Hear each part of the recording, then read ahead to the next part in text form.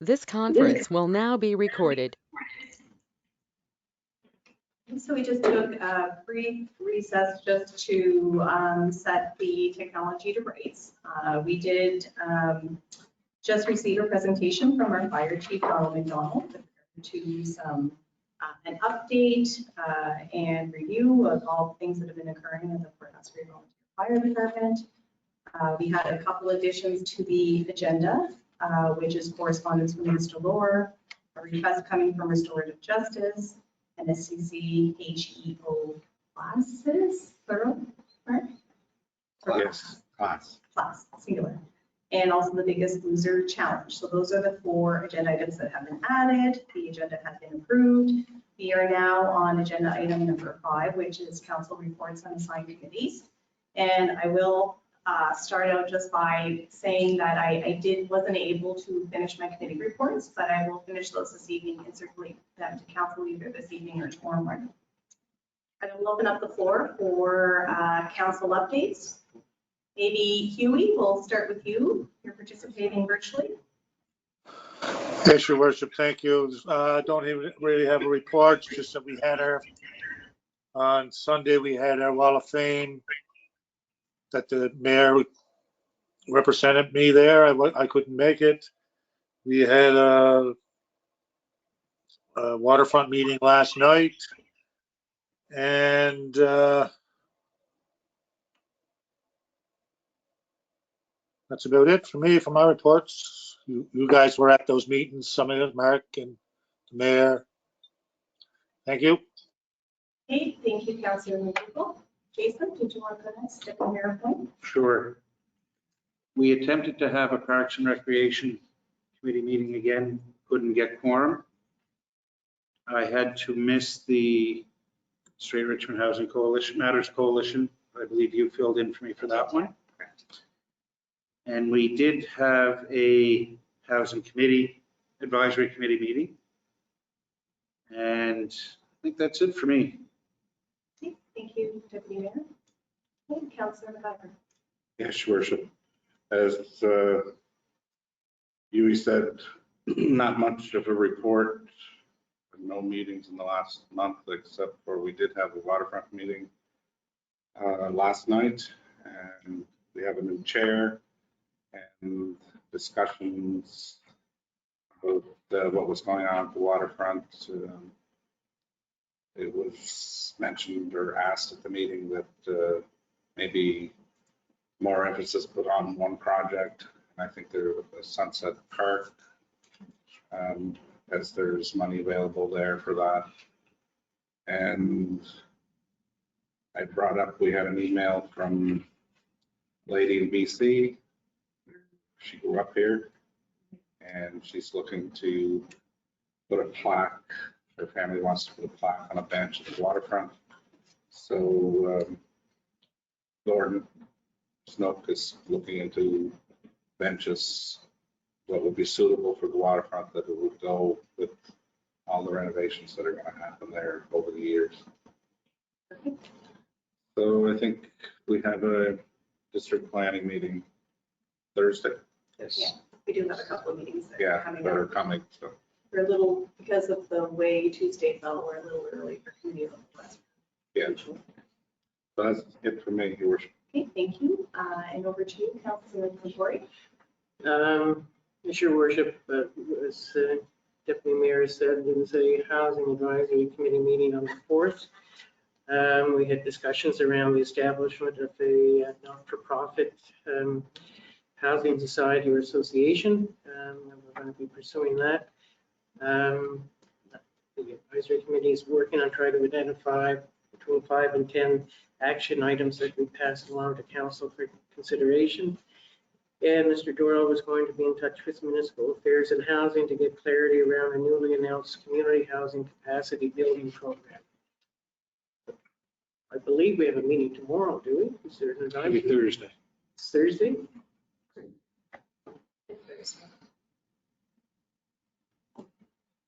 Your Worship, I think the meeting was scheduled for tomorrow night. It is. I think there was a request from the chair to change the date To November 25th. Oh, I see, okay. So we'll have, I don't know that we've confirmed that yet. No, I think it's just right now a little bit in limbo and needs to be confirmed to see if there could be a cause for the change of date. For the 25th. And I didn't seem to get notice of the waterfront. Anyhow, oh, that. And I did attend quite a few meetings today, actually, so I will complete my committee reports and circulate those to council. And as always, I'm always available if you have any questions about any of my committee updates and review. So you guys can expect that coming your way, hopefully tomorrow morning. And is there any other council reports on assigned committees? Okay, we'll move on then to Cio reports. Over to you, Terry. Thank you. Thank you, Your Worship. So we're going to, we'll start off with engineering and public works and then move to facilities, operations and parks. And I'm not sure that Gordy is able to join us. He left for sick this afternoon, so I'm not certain that he's here. No, good. So we'll go into marketing, recreation, tourism, culture, finance, and then bylaws and policies. So I'd ask for Jason to report on engineering and public works. Thank you, Terry, through your worship. Nice to see everyone in the same room. Yeah. Following is the November committee of the whole report for engineering and public works. Traffic sign report is added with your package. Nothing really different to report on trending and versus traffic and speed. Wanted to point out some or highlight some work that was done the last month or so by the public works crew. Firstly, the Spruce Street brush clearing project. So we engaged a contractor to be on site early in November with a large excavator with a mulching attachment. It really did a nice job along Spruce Street. It's we've had a lot of very positive comments, and that's good work to have done for multiple reasons. It provides a sense of safety for pedestrians, and it helps with actual long-term road structure by knocking down a lot of those alders and plantings that can undermine your road strength over time. And it certainly includes sightlines in a lot of the slight turns that we have in that street as well. And you wouldn't realize that there is 3 turns in that street that really doesn't include that 90-degree turn. So even those slight angles make it difficult to see people. So that was a real nice piece of work to have done. Moving on, the industrial park ditching project. So we, public works staff with our own equipment primarily undertook 300 meters of ditching in the business park. And that turned out really well. It was a nice showpiece of the skill of our heavy equipment operator, and it was a nice bit of work to get done in an area that certainly needed it. It's going to improve drainage, storm drainage in the area. It certainly improves the sight lines as well. We certainly understand that there's more work needed in the business park, and we'll get to that over time. But pretty proud of that first piece. Philpott sidewalk project is moving along as well. So since our last meeting, we're still working on that second block. There's 4 conducted earlier this week, but we've run into some issues with weather recently. It's been very wet, and we have 2 sections prepared, ready for concrete right now that will finish that block off. But it's just that area that we're working in tends to be quite wet anyway. Staff have been monitoring it very closely, but just making the decision not to pour over subgrade material that's just far too wet to ensure quality long-term products. We will finish that section straight off soon. Granville Street, Sydney Road, intersection upgrades. Construction work began on Tuesday, November the 9th, when Dexter's forces mobilized in. The project is a result of a public consultation process that whereby residents brought forward safety concerns with the previous arrangement. And that process has been ongoing for quite some time.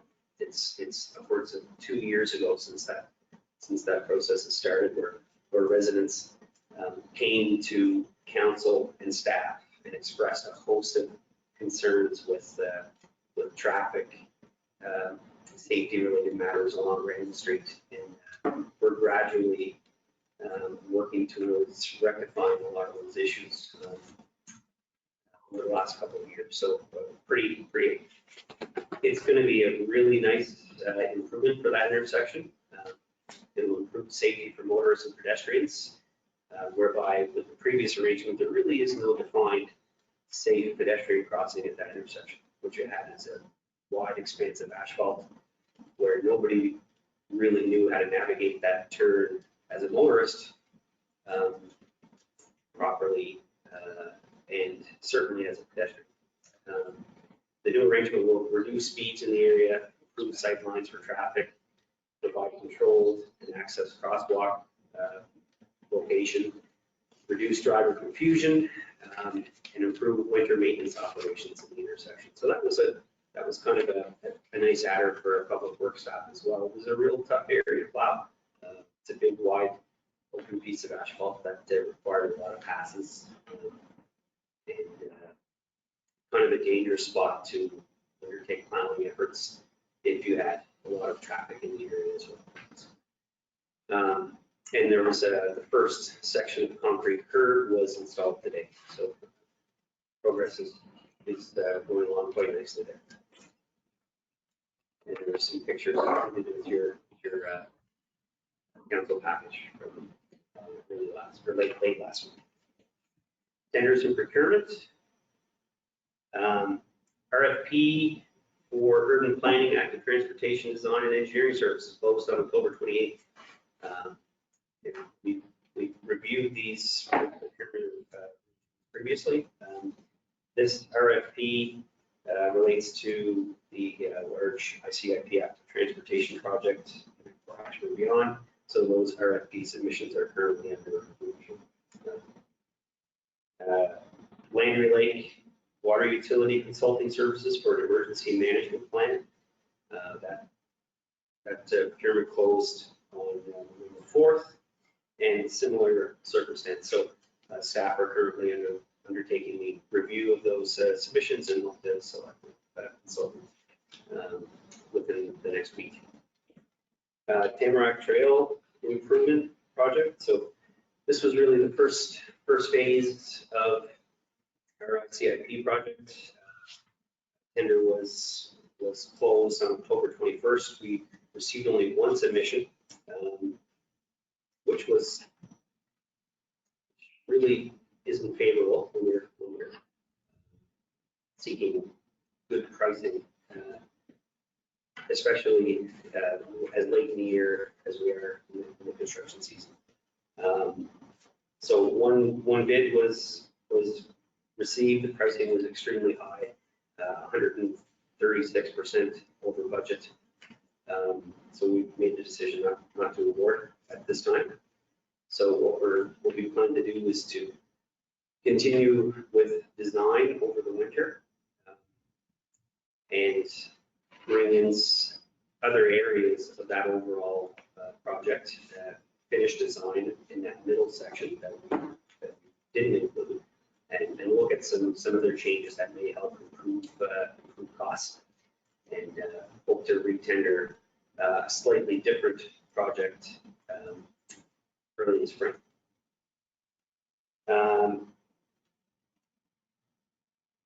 Tender for process control upgrades at the water treatment plant closed on October 28th.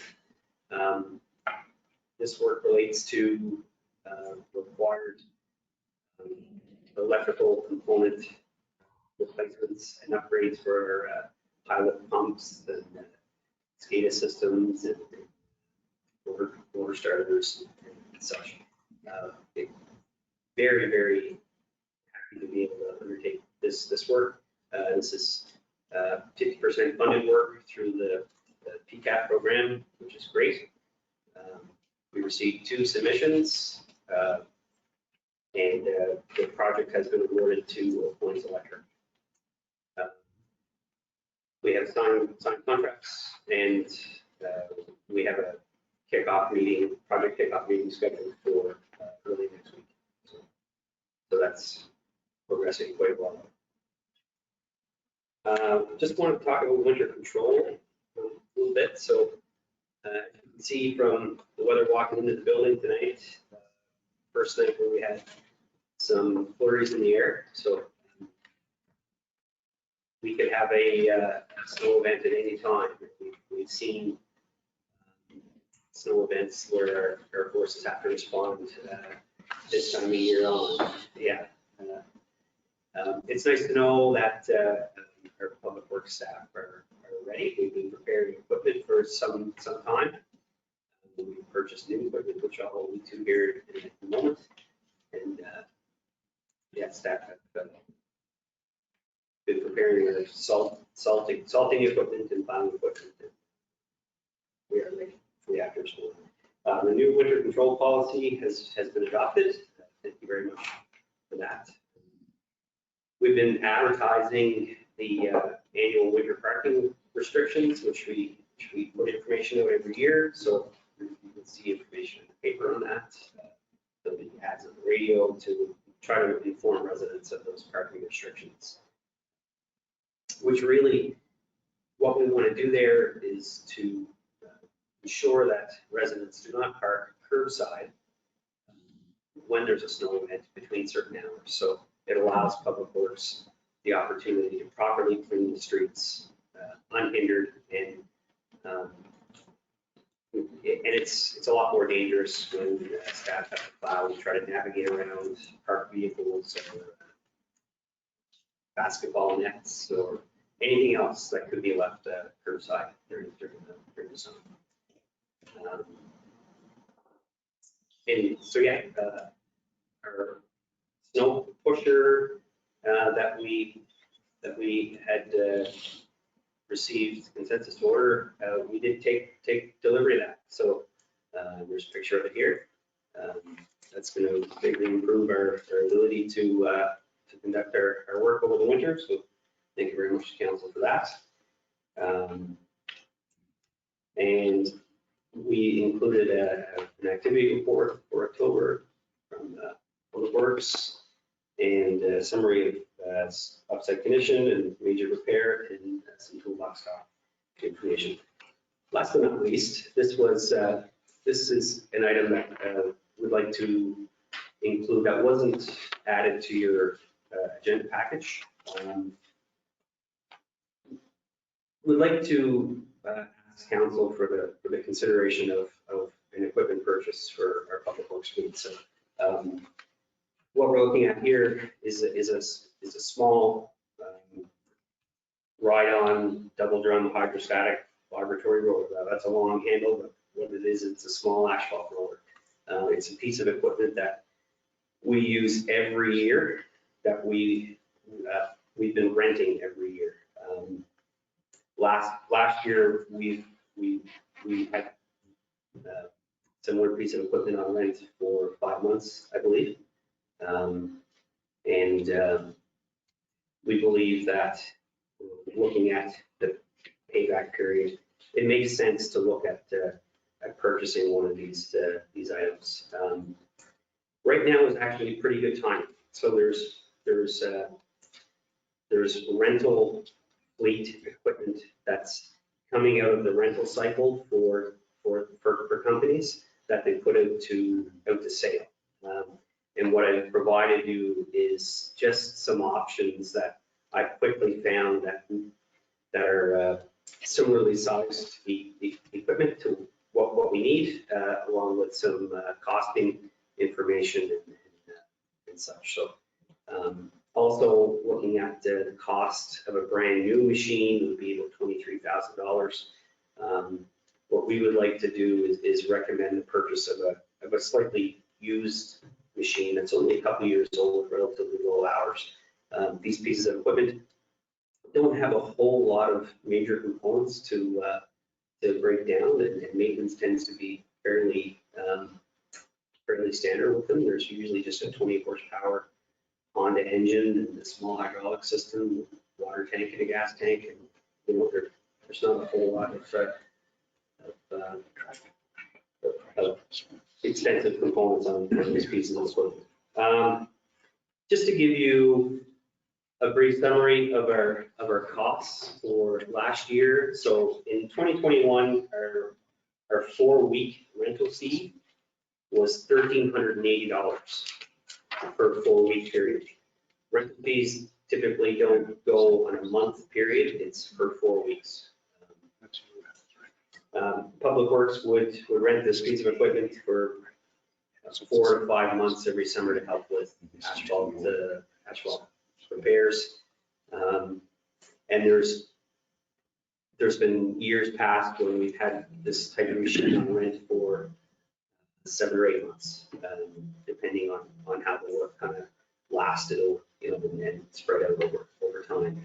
This is a piece of equipment that would be handy for us for repairing water main breaks during the winter when we have to fix Reeve Street with cold mix, for instance, when we can't get hot mix asphalt in the middle of winter. Looking at, for instance, the first option listed, it's a 2019 machine with 211 hours. Price for that used machine is $15,000 Canadian. And that machine is sitting in garbage right now. With tax, that would be $17,250. Looking at the payback period for what we typically pay in rental fees, you're looking at 2.5 years before you would pay that amount of rental fees, based on a 5-month rental period. So we feel it makes sense. Is there one specific model that you would recommend of these options? So it's like buying a truck or anything. There's many different brands. It's mainly the size of the machine that we would want to tailor our purchase to. But what would be great from my standpoint would be to have support from council to proceed with the purchase of a small ride-on roller, not to exceed a certain dollar value, which may help make planning for budgetary limitations and support from council more palatable. Sure. So maybe just for Aaron, is there do we have any kind of flexibility in existing budget to allow for a purchase like this? I would say that potentially we could, but typically, there's been a couple of items this year that we've been incurring that we've been saying, we'll absorb. So I think what we could say is, typically you may approve a transfer from your operating reserve not to exceed the amount of 17.5, which is what Jason has recommended. But should we have the surplus within our operations at the end of the year, then, we wouldn't require that. Right. So, you could approve a transfer of up to $17,500 from the operating reserve to cover this purchase, assuming it couldn't be absorbed within general operations. What's the thoughts of council? Kind of seems like a no-brainer for paying a rent. 2.5 years of rent would pay for a machine we could have for many more years.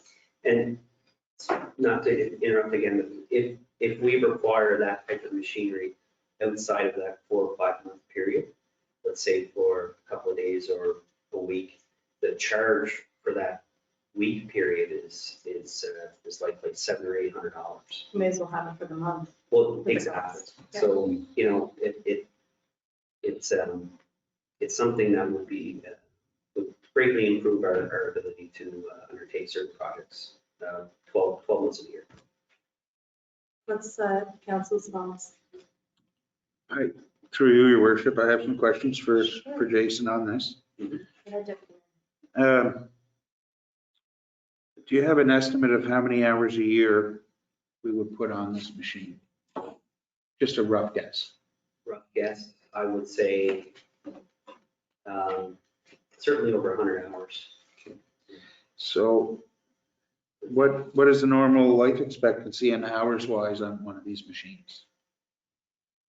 I'm not sure. And the reason I'm asking is I'm looking at what these prices are for a used one. When you look at the price of a new one, I don't think that price is all that bad on a new one. Maybe warranty as well. Right. So I think if we could get some information on like I'm looking at this 460 hour one, I think that's probably way too many hours to be purchasing for that price tag, right? So of course, I'm only one voice, but I'm thinking if we're going to spend the money, let's look in to see if the new one is affordable and if it's justifiable instead of buying secondhand. I can certainly look at some more pricing information for new equipment as well. Speaking from the Public Works crew and myself, that would be wonderful. And if that's not possible, given budget constraints, we'd be more than happy with these options. So just wanted to. And like I said, that's just my thought. And out of curiosity, like what is your typical shoulder season for requiring a machine like this? Like when would you typically be renting a machine? So we would take these machines out and rent in June and keep it right through till this year. I think we let it go mid to late September. But we've had instances since that when we could have used it. Of course, if you have a milder than typical fall, you can extend your patching season. Yep. Councilor McGuire. Yes, your worship, Jason and I spoke this morning, and you and I talked over what Jason was putting forth to council, and it makes sense to purchase. And the committee would recommend to purchase one. And as the deputy mayor was saying, maybe a recommendation to spend up to $23,000 if that's the machine. It makes sense to buy it new rather than secondhand. Councilman Dougal. Yes, your worship, through you, I agree with Councilor McIver. We met this afternoon and we're discussing it, and I actually, if the price is right, I agree with Councilor Deputy Mayor Coyne also, that to buy a new one, if so be it. Okay. Councilor McCrory. Yes, I support that as well. Okay, so I guess if I am hearing council correctly, that we would be looking at a $23,000 purchase, not including the HST. We would Correct. account for the HST in that purchase as well. And I guess that could be, some of it may be absorbed in his existing budget, but at the end of the day, we can improve up to that amount. And we'll move that forward for application at our next public meeting. And leave it up to the discretion of the Works Department manager. Sure. So we'll hand things over to Terry for comment. No, thank you for that. So this is, yeah, thank you for the recommendation and moving forward. I will say, and many of you know, a roller is a very simple machine. Like there's not a lot of electronics, there's not a lot of things to go wrong. 221 hours is really quite very, very low. I mean, if we think of using it for a month, that's at 40 hours a day, at 8 hours a day. Then my simple math when I was working through this just changed. But the hours are relatively low and the lifespan of these things are quite long. So we will look at the information again and come back with the recommendation before the motion is made. Sure, that makes sense. At the December public meeting. Yeah, so staff can recommend with the costing compared to value, what we could potentially move forward with, and we can consider that motion at our next public meeting. Sure. And I think it'd be a wonderful addition to our complement of machines. I know that this council is very supportive of the continued work on our roads and on our sidewalks, and we want to continue the good work that we've been doing over the years and continue to chip away at that. We can't do it all at once, but this piece of equipment will certainly be well used and worth the investment. And, if we were to have bought it 3 years ago, it would already be paid for. So it makes a lot of sense. Yeah. And I guess with that, I would ask council if you have any questions with regard to Jason's report. Jason, through your worship, Jason, if you just go back to the tender page. Yeah. Terry, go back.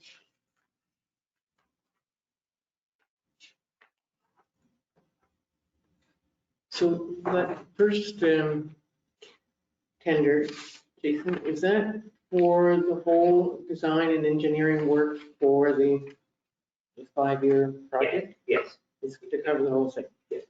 So was there engineering and design work done already for the active transportation from Old Yes. Sydney Road to Tamarac? Yes, there was. So And so that's done?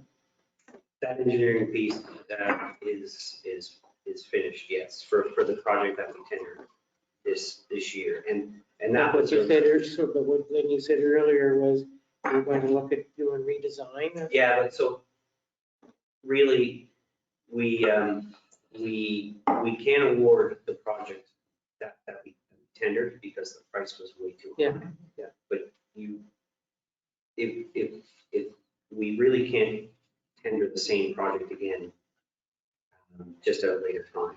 Great. So we're going to take advantage of that time that we have now to make some positive changes to that design. Look at ways that we can try to bring costs down. Yep. And finish off the entire area. And the other tender, it's not on there, but was the for the Sunset Park. The tender for that.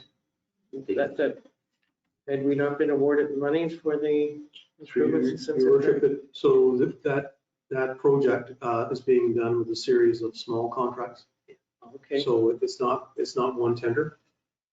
So it wasn't designed that way. We didn't put the detailed engineering. There's enough engineering to build, Yep. but not enough, not creation of specifications and things like that. So we have pricing for fencing, we have pricing for asphalt, we have pricing for gravels, we have pricing for the berms and all components, concrete. Yep. But it's not one. So we will we will act as a general Right. contractor Yeah. and with subcontracts for Sunset Park. And the plan is that to start by the end of this month? Is it? We've already provided Eastern Fence with a purchase order. So we're in their queue for getting that piece done. Public Works certainly intend to do some work in in the parking lot preparation and building of the small berm sections in that area. We have to finish off some projects that we have existing before we can move on to something else. But yes, like it certainly is our intention to put some time and resources in that area, given that we have favorable weather conditions and we're able to get some of the other work that we have ongoing right now cleaned up.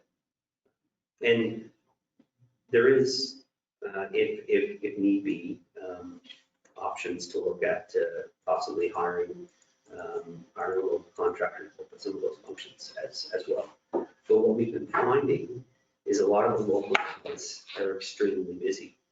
And this time of year, it's not as simple as just calling up one of the local contractors and saying, hey, can you come over and help us with this? Because they're weeks behind with their own schedules. And it's a struggle that we see in the industry every year around this time. But we'll certainly do our best. We have met with, through your worship, we have met with our local contractors and asked for their help on these things. And that has paid off some dividends as even getting a day. So we'll call, and as an example, Ocean Paving, there was a day last week where they weren't committed, or they had finished a project up early and they were able to come do some work for us. So we're using our local contractors as much as we possibly can, and want to use them more. But this time of year, and this year, it was all summer and through here, but it just becomes the pressure always comes in this time of year as we run out of weather.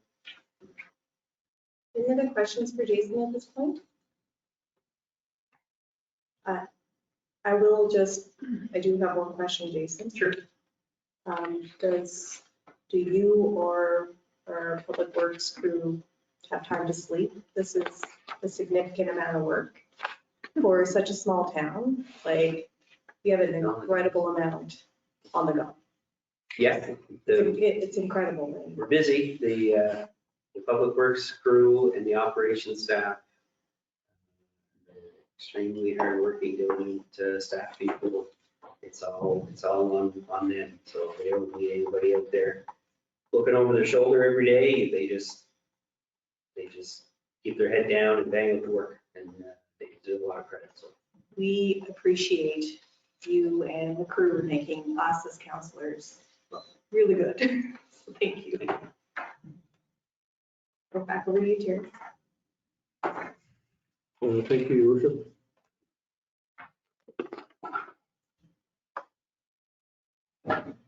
Thanks, Jay. As I mentioned, I don't believe Gordy's able to join us this evening for the facilities and operations report. The report was provided to you, and if you do have any questions, I'd be glad to answer any questions now, or you can forward those to us and we'll get back to you as soon as we possibly can. So. Yeah, that makes a lot of sense. Thank you, Terry. And if council has any questions, we can certainly flip an email to Gordy over the next couple of days if you want to move on. Okay. So I'd ask Michelle, is there? She just joined. She just turned on her camera, and she's going to present the Marketing, Recreation, Culture, and Tourism report for the month. And I'll just go ahead here. So please go ahead, Michelle. Great, thank you, Terry, and through your worship, good evening, everyone. I'd like to start off my departmental report this evening with a couple of pretty major thank yous regarding the trails. The trails received a donation from Martin Marietta of 130 tons of Class A gravel and 150 tons of sand. So massive donation there, and most of which has already been delivered. So sending out a huge thank you to them for their contribution to the maintenance of the trails. Work is continuing on the Hemlock Trail with graveling and boardwalks over the muddier areas. And volunteers have been spreading more gravel and sand now that we have this wonderful donation on the Tech Trail. And following that cross-country running meet last month on the Tech Trail. The Trails Association received a great amount of positive feedback on the condition of the trails. So kudos to the Trail Association volunteers and everybody involved in maintaining the Tech Trail and getting it ready for that meet. And a track time has now been set for that trail. So there is a precedent there for some future opportunities on that trail. We're also working in collaboration with the Strait Area Trails Association on producing some signage for dogs on leash. So those will be going up on the trails soon and you'll be seeing those around. Strait Area Pool. So as everyone knows, our lessons, water fitness, and public swims are now in full swing. We're doing some ongoing training with lifeguards and training 2 more lifeguards for their national level training. So that's great news because that's hard to find sometimes. The Sports Wall of Fame, we had a wonderful induction ceremony on Sunday afternoon. Really love to thank the committee and mayor and council for attending. We had Mayor Chisholm Beaton and Deputy Mayor O'Coin present. So thank you to everybody for making that event a wonderful and well-attended success. It was quite heartwarming to see the inductees and their families and the little ones there to see them receive their inductions. As far as recreation programming, I think I included a couple of our posters, but we're in full swing planning the Christmas season. So the Town of Port Hawkesbury's annual Christmas parade is scheduled for Sunday, December 5th, so mark your calendars. Prior to the parade, there will be family activities and a visit from Santa with treats and hot chocolate. And we'll also be hosting a sensory sensitive Santa visit before the parade events. And that's in partnership with the Autism Nova Scotia Strait Chapter. So many thanks to them for collaborating with us on that. We're going to hold the annual Festival of Trees event in the concourse. Can't wait for that. And I know lots of the staff at the Civic Center are excited for that. The department will be inviting businesses, organizations, and individuals to decorate trees, and we will announce the winners on parade day as well. We'll be announcing a town Christmas light decorating contest for residents, so information will be coming out regarding that soon on our social media and websites. And we will provide prizes for the best decorated home and best decorated business.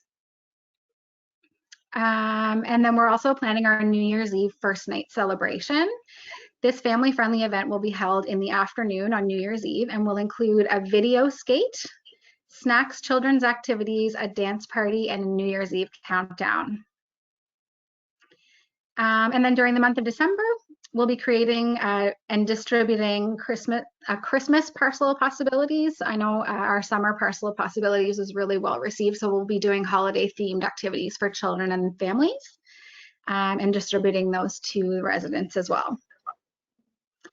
A couple of upcoming concerts and events. We've got the 'Tis the Season with Bette McDonald and Maynard Morrison coming up on December 11th, and we've recently added a second show on December 12th because the first show is almost sold out. So we just recently added a second show and tickets became available for that just yesterday.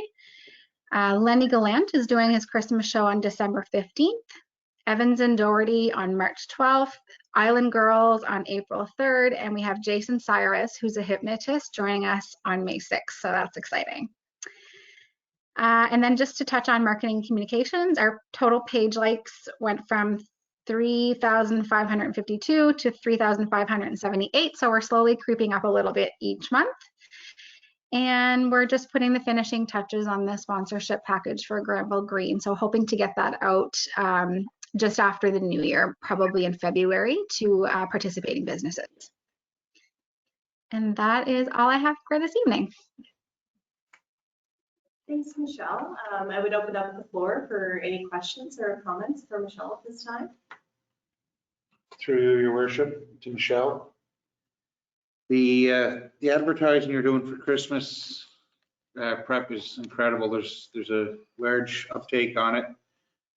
I see a lot of positive on social media about the Christmas parade coming back. A lot of people are talking about it, which is nice. And when you speak of the trails, it's it's just absolutely phenomenal what we have here. And the promotion of the trails has been good. The volunteers are absolutely incredible. And I want to thank you for putting everything together and having everything smooth on Sunday. We came in, everything was well organized, and thank you for that.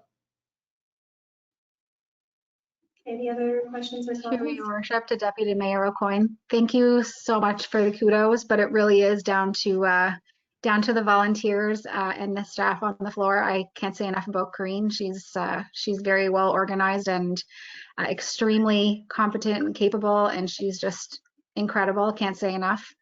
And the volunteers on those committees putting those events together, I'm really just a vehicle, and really thank you to the volunteers.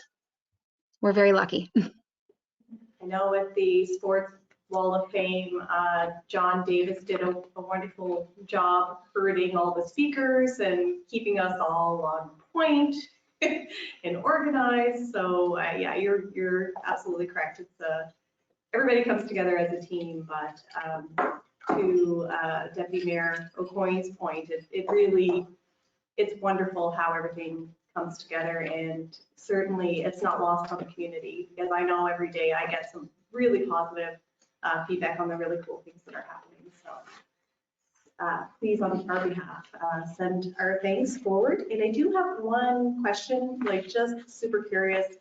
When we talk about a sensory Santa Claus event, what does that exactly kind of look like? Just like, I guess, in the partnership with Autism Nova Scotia, just in case, folks might not realize what that is. Yes, absolutely. So like I said, in partnership with the Autism Society, really what a sensory Santa visit is a low sensory environment, and really it's like a one-on-one visit with Santa. So there's no other, so it's for children with sensory impairments so that they can have a quality time visit with Santa all by themselves. So that is by appointment. So we are taking registration for that event. Fantastic. Any other questions for Michelle at this time? Yes, Your Worship, through you to Michelle. Michelle, can you elaborate a little bit about the last line in the Trails report, where you mentioned that the association is working with town staff on signage for dogs on leash?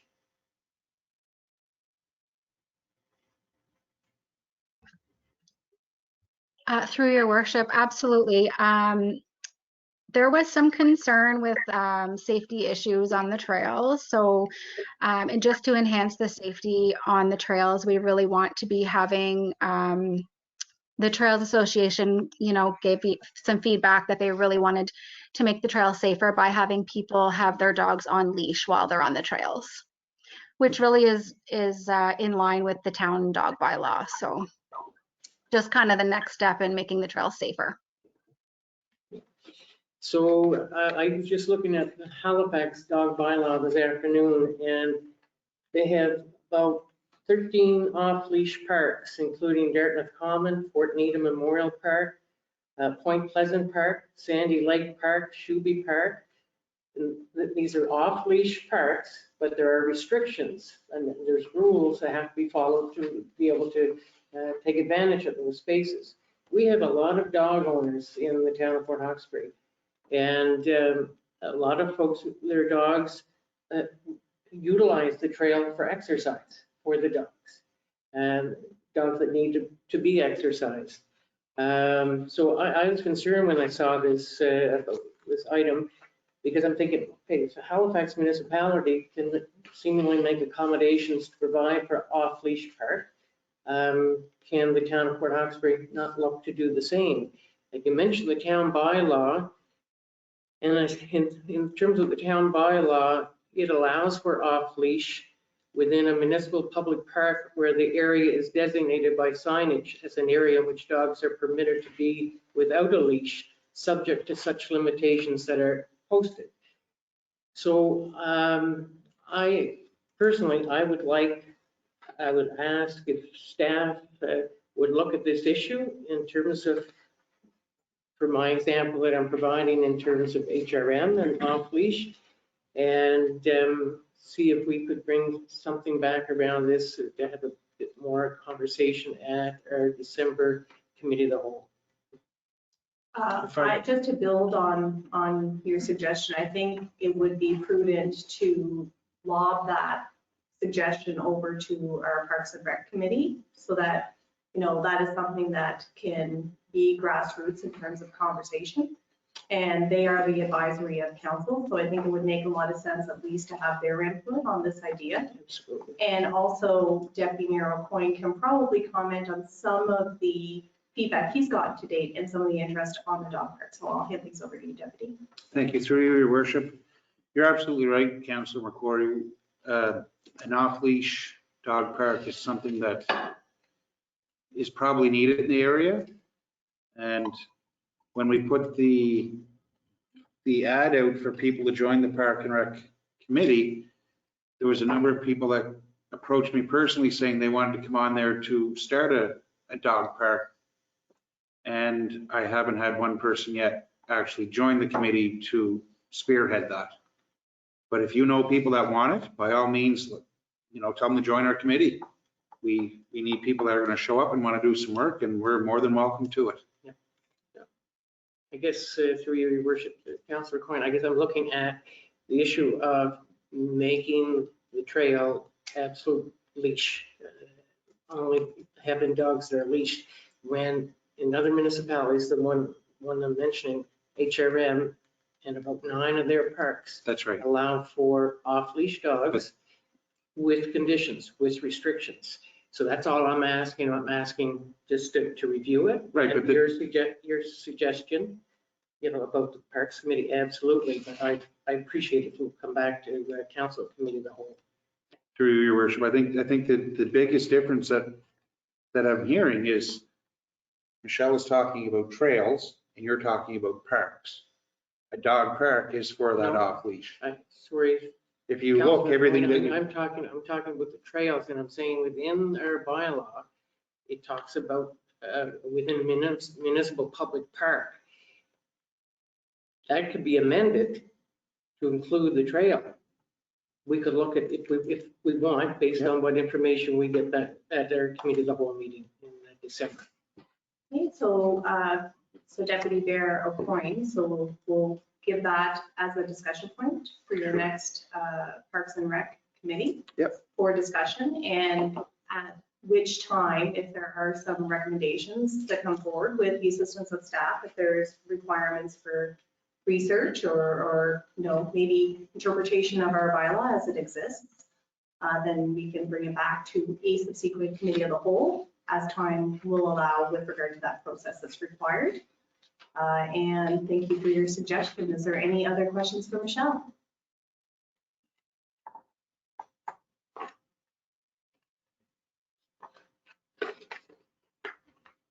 Hearing none, then I will hand things back over to Terry for the remainder of the Cio reports. Thanks, Terry. So Aaron will take us through a short finance report, and then there's one bylaw change that we'll review this evening after that. Thank So you, it's over Terry. to Aaron. Thank you, Terry, through your worship. Just to wanted to advise council that the debenture balloon refinancing that we did on the wastewater plant that we did back in September, proceeds of that have been deposited into our bank account, which is great. All mandatory provincial reporting has been completed, with the exception of the financial information return, which was delayed in being released from the province. That's been released now. It's due November 24th. There should be no issues with getting that completed, and all mandatory provincial reporting done for the year. Assessment appeals, just wanted to provide an update on those. So we had 15 recorded assessment appeals for the 2021 year.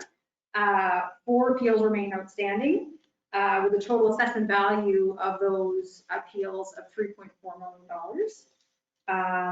They are, I think, all referred to the appeals tribunal, so going through a hearing process.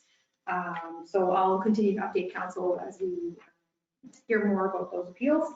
The other 11 appeals were either withdrawn, values confirmed, or values adjusted. The total assessment value adjusted to date was $201,000. So very small dollar amount in comparison to the appeals that remain outstanding. The shared IT project, that's still ongoing, and we're still working with Knightsbridge, Robertson, Surratt on the search for an IT director, and I hope to be able to share more with council at the December committee of whole on that. Yeah, we'll be at a good point to update council. Just another kind of stat here on our tax collection for the year. So of the 2021-22 taxes that have been billed, 90% of those taxes have been collected, which is not unusual for us, but just continues to show and the how good our tax collector is. So kudos to Aileen on that. She's a big part of why that's been collected. Just looking for some feedback from council on straight area transit and a presentation from them. I know when we were in budget deliberations, we had allotted some money for straight area transit pending a presentation to council.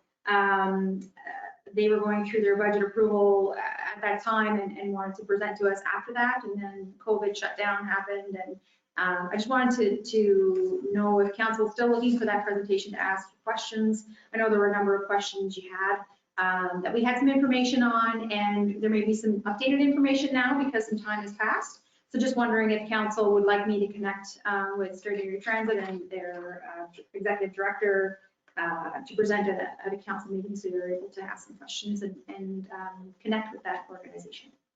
Absolutely, Erin. I know through our committee reports process, we aren't garnering a lot of update with regard to what's going on in straight area transit. So absolutely, I really am not at all plugged in with where they are, how their budget landed, what are their changing needs. So, I don't know what about council's appetite for hearing a presentation from straight area transit, but I certainly would be interested. I agree. Yes, Your Worship, just on that point, it's been, as a number of committees, it's been challenging to get quorum and to have meetings. And transit hasn't actually had a meeting since September. I think our meeting is scheduled for this month, and we're dealing with our financial issues and stuff. But no, I think that's a really good idea that we just go forward and ask for Amber Kerrigan at some point in the near future to come make a presentation. Councilor McDougall? We didn't forget about you. Yes, what would you like, Your Worship? I'm here. Okay, are you open to presentation from Straight Area Transit so we can have a better understanding of their current needs? Yes, I'd just like to echo Councilor McCorry's remarks, though. It's hard to get a meeting, and we've been trying many times to sit and meet, and I'm not opposed definitely to having the director and the chair come to make a presentation, but there's been no presentations to council just because we have not met per se, other than conversations between ourselves. Sure. So There's been some issues with some members from other municipalities with deaths in the family and a hospitalization, and there's a lot of issues why we haven't met. So that certainly solidifies the being able to receive a presentation, not only for the folks who aren't on that committee, but also for the folks who are. So it'd be really great to, Erin, on our behalf, if you would reach out to Amber and to see if they could, at a future date, when they are available, to present it to council. Yep, absolutely. Thank you. Thank you. Back over to you if you have more stuff. So just before Aaron goes any further, Your Worship, I'm going to declare conflict and leave for the bylaw. Thank you.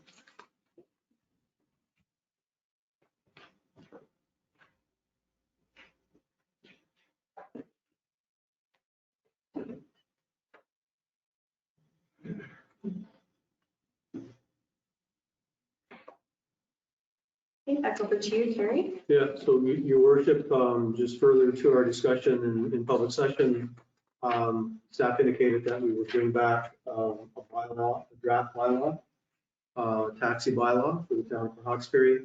That bylaw has been distributed. I was just going to indicate some of the highlights of that, or some of the changes. So I picked just a few of those that may be significant. The first one is a statement, and really not, it doesn't really lie in our existing bylaw. And that says the number of taxi business licenses shall not be restricted. New application taxi business licenses shall be submitted to the chief administrative officer or designate, and he or she will either approve or reject such an application. So the premise here, and so one of the reasons I bring this to council is that if there's an issue with that clause, then please bring it forward, and if we want to look at that a different way, then so be it. So that just brings clarity to the situation. So I know we had, it's not often that we get an application for a new taxi business to be established, but we do need to, when we did that, there was no real review of what the market demand was. So that's a change. That would be a change in the way we do things. So that's one of the items that we bring forward. The other, I just bring forward, all taxi companies shall supply an up-to-date taxi drivers employed by the company and licensed under the company within 5 days of the request, just to formalize that. Sometimes we get some delays. No taxi business license and no taxi driver license shall be granted when. So we had, and actually not really defined in our existing bylaw at all, is the requirement for criminal record check, the sector checks. So this, the bylaw enforces or clearly states that requirement, but not only does that, but it offers an interpretation of that. So when looking at a criminal record check, and I just put the first item there, it talks about an applicant has been convicted of an offense involving illegal sale or transportation of liquor or drugs for a period of 5 years immediately preceding the date of application for such license. So there's A, B, C, D, all the way down to G, going through requirements. And so this is based on what we've seen on a review from the town of Antigonish, and we've seen similar type of clauses in other articles as well. I will say that we did increase the period from 2 to 5 years. So it says 5 years immediately preceding the date of application for such a license. So that has to be at least 5 years after that fact.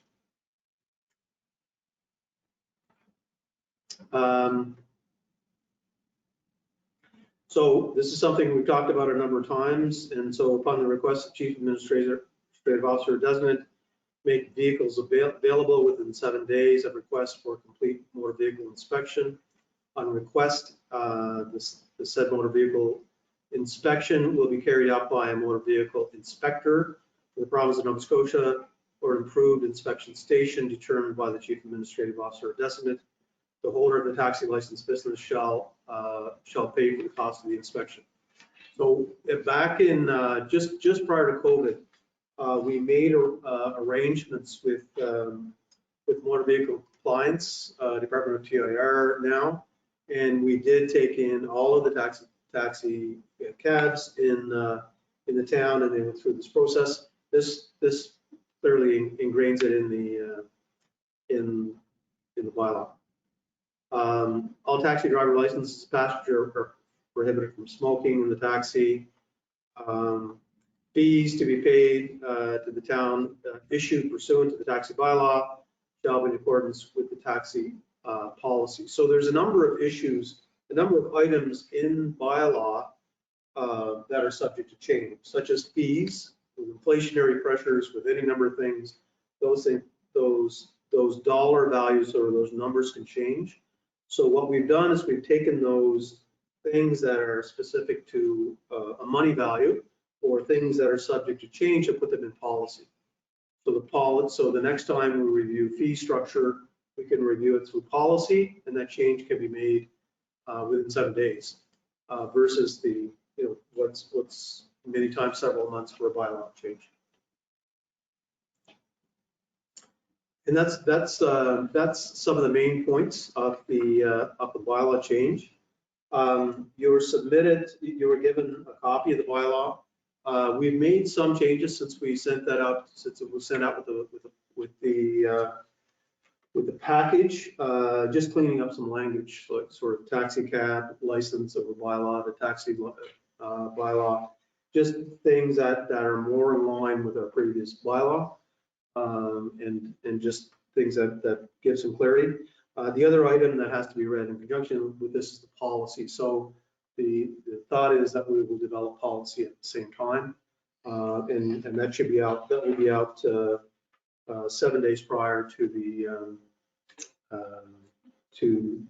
December committee or December public meeting for review at the same time as well. Okay, so does council have any questions at this time with regard to the version of the policy that you've received, this particular bylaw? Yes, Your Worship, through you. Okay.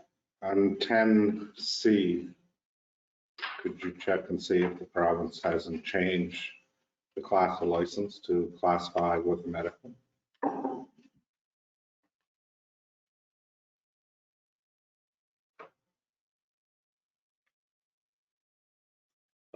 Through Your Worship, yes, of course, and maybe that's something that we, because our existing bylaw doesn't reflect current legislation on that subject, so maybe that is something that we take out and put in policy as well. So, but I will check that. That makes a lot. The recent licenses that we reviewed were in accordance with what's written here, but I'll make sure. Thank you. Do you have any follow-up questions? No, it's perfect. Okay, Councilor McDougall? Yes, Your Worship, thank you. Through you to Terry. Terry, I'm wondering, can we go back to the first bylaw change you had there, the first, yeah, that one there, yeah, thank you. On 4.1 there with the application, the license, should there be a place there for an appeal? That seems pretty arbitrarily. If somebody says, no, there's no license, that's it. Is there somewhere where they can appeal that?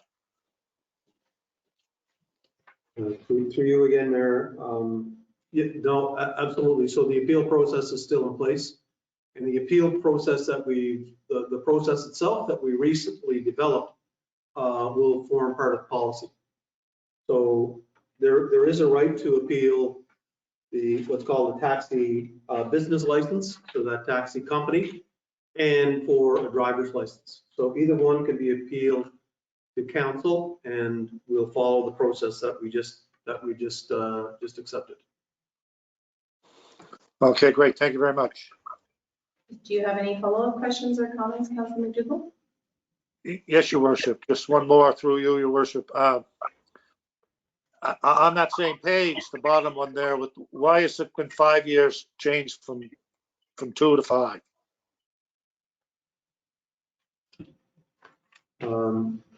It could be 2 years, and that was a decision of one municipality.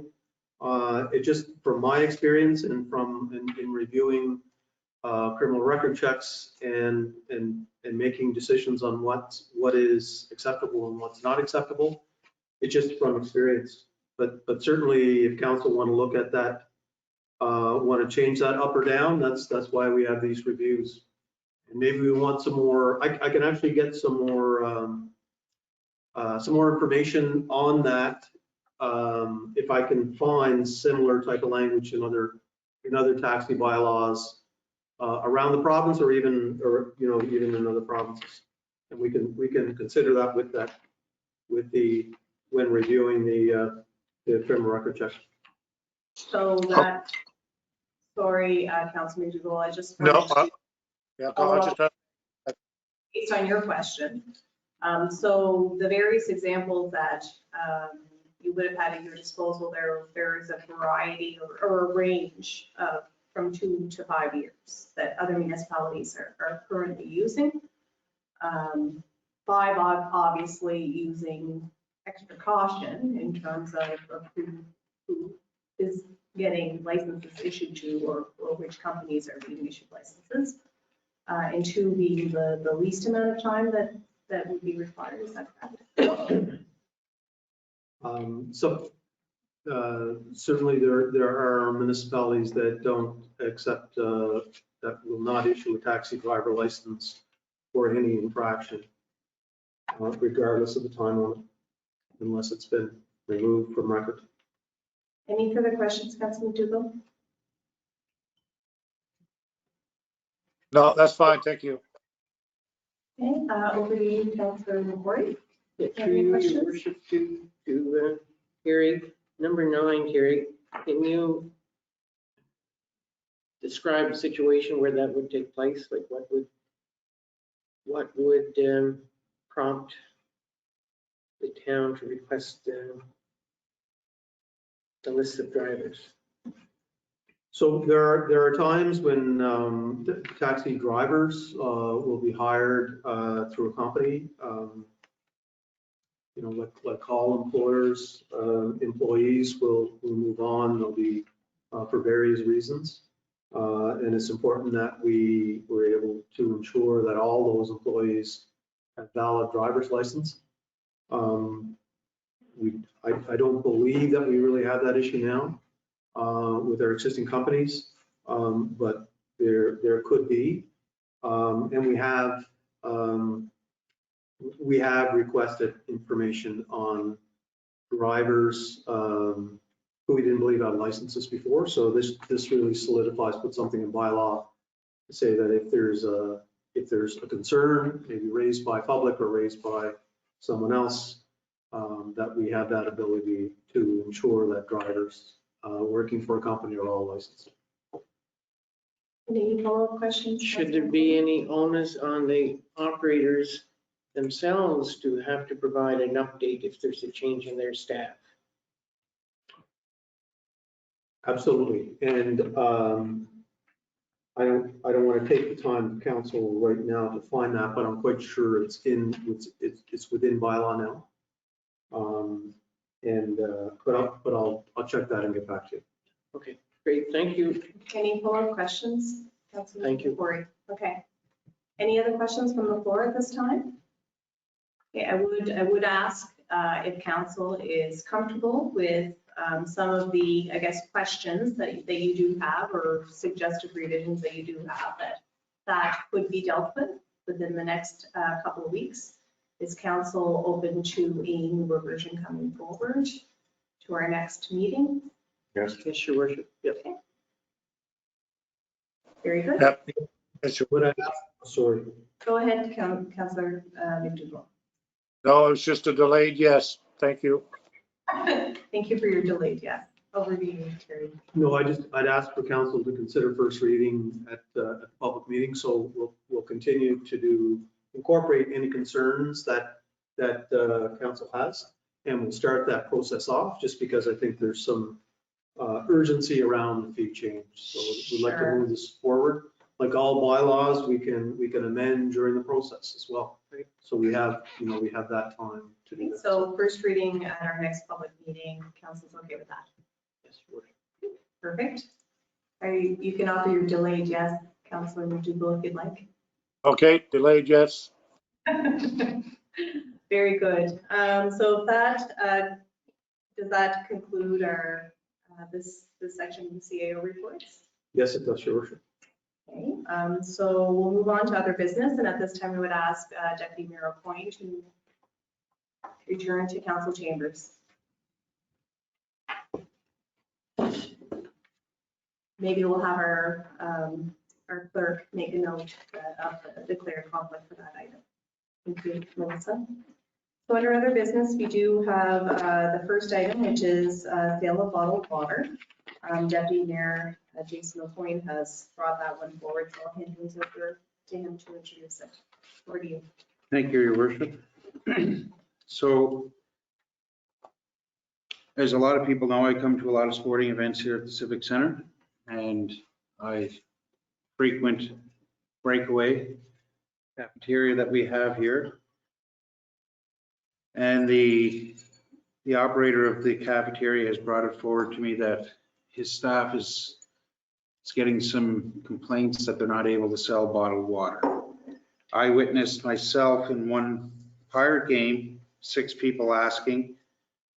They were suggested that there was a water refill station, a bottle refill station in the Civic Center.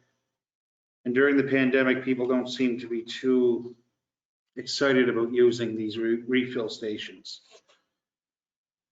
So I did put it on the agenda tonight for council's consideration to allow bottled water sales, and not necessarily forever. I think we could look at it as during the pandemic. And after the pandemic is over, we could look at it again. Some of the arguments made for this, and I understand it as a hockey coach and a hockey parent. The kids come off the ice, they go to the canteen in most rinks and can get a bottle of water.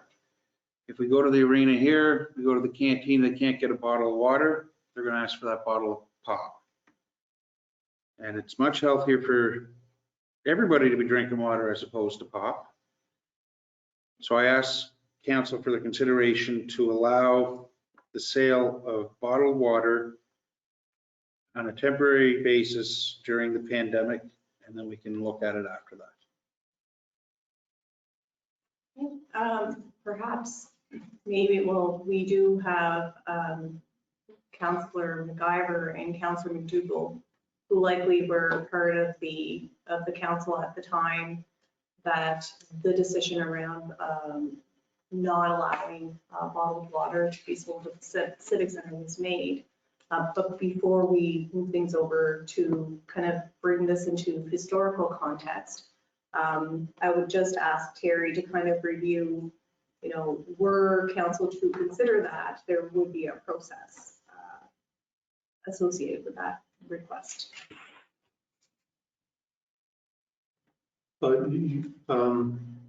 Your Worship, in preparation for this agenda item, staff did do a bit of research. There was no real history or history that we could recall. So we did go back and see how the decision came about. And Councilor McIver had indicated gave some clarity to that as well. But in looking back, there was a move in 2008, 2009, 2010 with respect to the banning of the use of bottled water. So Federation of Canadian Municipalities in 2009 asked that Canadian cities, towns phase out the sale and purchase of bottled water on municipal property. That was followed up by both and I don't think I have a slide here, but both of the NSFM followed suit with the Canadian Federation and had made a similar request. April 27, 2010, Premier Dexter's government of the day, during a speech to the Canadian Union of Public Employees Convention in Halifax, that the province will stop buying bottled water as part of an effort to divert plastic waste from landfills and help restore the image of municipal tap water. Just a number of the reasons that keep coming up in literature, and that was there, bottled water leads to shortages. So there's an industry of taking potable water and creating and bottling it, and it's leading to certainly the thought of environmentalists to in sometimes shortages in some areas. Bottled water contributes to climate change. Our landfills cannot support bottled water.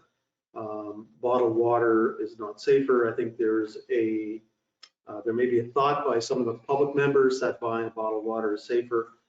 If anything, the municipal regulations around the distribution of water are more strict than those of bottled water. And bottled water is a human right, or water is a human right, and the use of bottled water has detrimental effects on that. Just from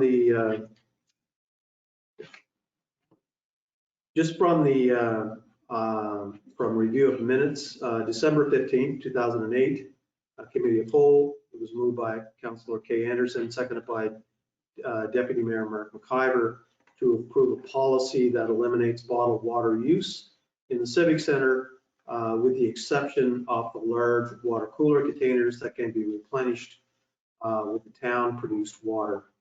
And that motion was accepted. There was a clarification at the January 19th Committee of Whole. Mr. McDonald asked council to clarify recent adoption of the policy that bans the sale of individual bottles of water in the Civic Center. YMCA and Cape Breton Beverages are asking if they can continue to sell bottles of mineralized and flavored waters. The council had agreed that the policy targeted so-called spring waters and not mineralized flavored brands. The sale of these products is permissible. So Jocelyn Rankin from NSFM at the time, a response to a letter received by the province. A letter was received from Jocelyn Rankin regarding a proposal to eliminate bottled water from municipal buildings. It was noted that the town council are way ahead of the curve on this issue and has already implemented a policy. A letter to that effect will be forwarded by way of reply to Ms. Rankin. So there was a very conscious decision in I guess in 2008 that the sale of bottled waters, the use of bottled waters within town-owned facilities would be prohibited.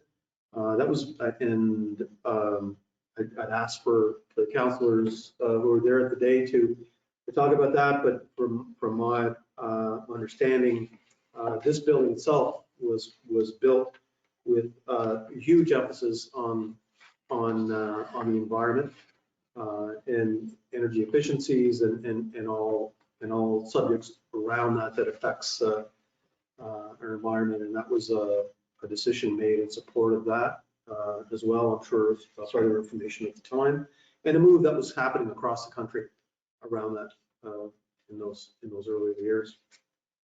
It'd be interesting to see, I guess, how many municipalities followed suit with that at that time. Do you recall? I'm not sure how many, Your Worship. You, Councilor Dublin. Or calling on our virtual historian, Councilor McDougall, do you recall how many municipalities were participating at that time in that movement? No, Your Worship, I don't. Are you talking the province or the country? Just the province. And if you don't know the answer, I can't believe I stumped you on something historical. Well, I'm going to take a guess at 47. Now you got to find the answer. You have the final word, obviously. Now you have to make me go and fact check that. Thank you. Back over to you, Terry. Sorry for the interruption. No, not at all. So I mean, that's the information that we could find. So there was definitely a motion that was approved by council. So if there is a decision to utilize bottled water, I said just procedurally, that motion would have to be rescinded by council. So that's typically done through a notice of motion, which would have to be brought forward at a public meeting, or brought forward at a public meeting with a 2/3, without notice of motion, with a 2/3 majority. So if the wish of council is to make a change or a temporary change, from my perspective, that would be procedurally how that could occur. I cannot find, staff cannot find an actual policy But there's certainly a motion to that effect. So I guess I would defer to Councilor McIver or Councilor McDougall, maybe do kind of recall anything you can add to that review. Oh, Your Worship, thank you. Through you, no, I think Terry near hit the nail on the head with everything. He had mentioned the green. We were trying to, at the time, make the civic center as green as we could. And Aaron knows that I think by trying to make it as green as we could, I think we ended up getting a substantial amount of money. I think it was in the range of $1.7 million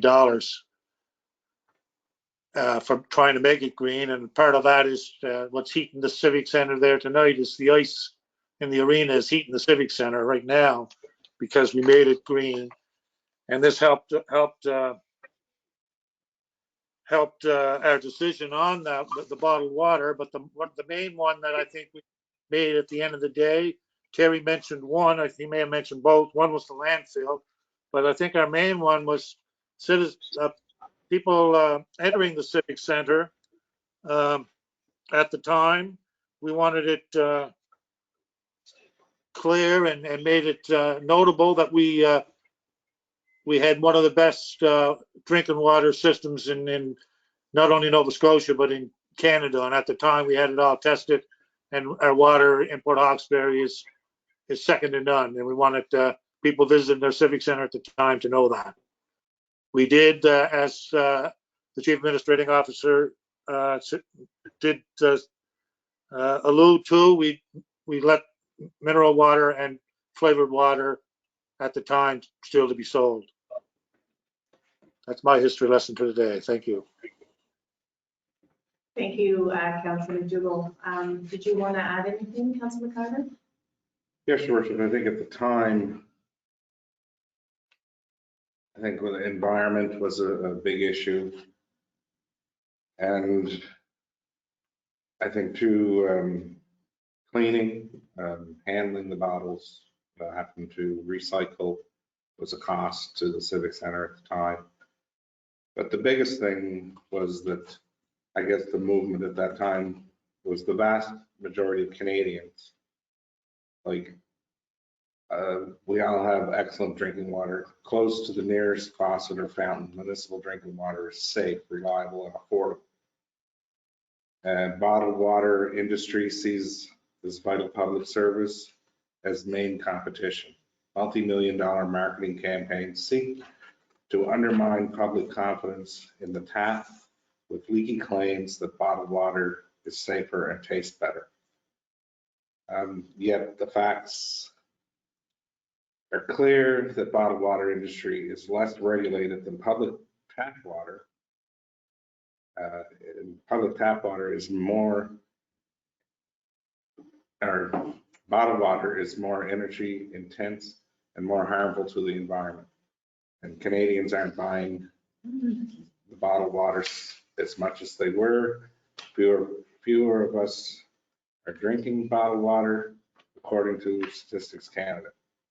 And a growing number of public bodies, municipalities, campuses, and school boards are ending the sale of bottled water. I think those were a lot of the biggest reasons why we went that way. And we did host a number of world events here, curling, and we got along just fine. I am concerned about Deputy Mayor had mentioned during COVID that people were cautious about using the fountain. But these are hydration stations, are they not?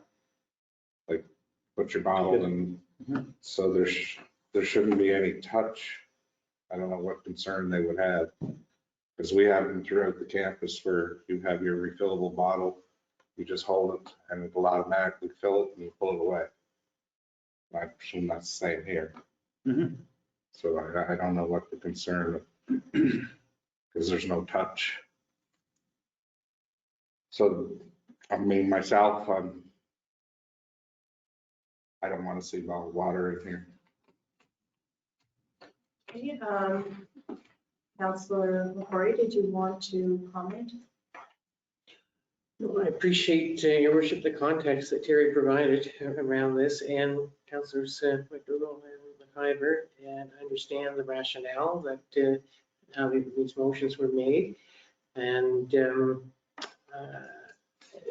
Councillor McIver mentioned no concern was around the environment when these were made, and that was 10 years ago. And if there's any concern about the environment, it's today. So I support leaving the ban in place for the bottled water. Okay, did you want to add anything to the conversation? Most certainly. Okay, go ahead. Through you, Your Worship. I'm sitting here listening to all these stats, and I hear we can't sell bottled water, but we can put a whole bunch of sugar and a little bit of flavor in that same bottled water and sell it here. That blows my mind. You want to promote flavored bottled water, you can sell it here, which is unhealthy. But we won't allow the healthier bottled water to be sold. Councillor McIver talks about the cost of recycling. Well, I'm under the understanding that the Rock Center comes and takes our recyclables from this building every week or second week. So I don't see how that's a cost to the town. Those extra bottles being sold will only help the Rock. But obviously, again, I'm outnumbered, and I just think that for the sake of COVID, we can give this guy the chance to sell his water. Not everybody that comes from away knows we have a refill station either. People don't travel from Halifax to come to hockey games and have a refill cup. I know when I go away for sporting events, I don't take a refill cup with me. It's the last thing I think of. I know I can buy it where I'm going. And all I can say is you're going to see people still going to Tim Hortons or Sobeys and bringing their bottled water in with them. So I just thought it would be a good idea for the town to allow Breakaway to sell it here in the building instead of having people carry it in. That's all I have to say. Thank you, Deputy Mayor. Terry, could you just scroll down a little bit just so I can read that motion from 2008? Eliminates a policy that eliminates bottled water use in the civic center with the exception of, okay. So according to this motion, it would appear that this is more than just a sale of water, that really bottled water shouldn't be in here at all. Is that, am I interpreting? Bottled water is not supposed to be in the building. Okay. I was just out of curiosity because we were kind of having a few different conversations, like part of it is with regard to the sales of it, and then part of it, another, I guess, according to this motion, it would appear that bottled water in general shouldn't be in the building, even if it's someone kind of taking it in. Just not sure that could be. No. And do you recall, was there a policy that was developed, or was that kind of the inkling of the intention, but just a policy didn't come forward? There was a policy and the minutes show that, but we just can't find it. Like, Oh, I talked to Terry, like that was to approve a policy. So the policy must have been already done up or in the process. or in the process because like I said, in January 19th, I think of 2009 was the asked about the flavored water. Was that meeting? So it was previous, like it was 2008, most likely when this happened. And then the other clarification was around the carbonated water. Right. Flavored water? Yes, and I know when MSCC has their graduations here, we actually come in with the coolers and the large bottles. We put a couple of them at the end of the arena because there's no bottled water. It's not to be taken in the building. We put some, those students are sweating. We had cups and everything. Yeah.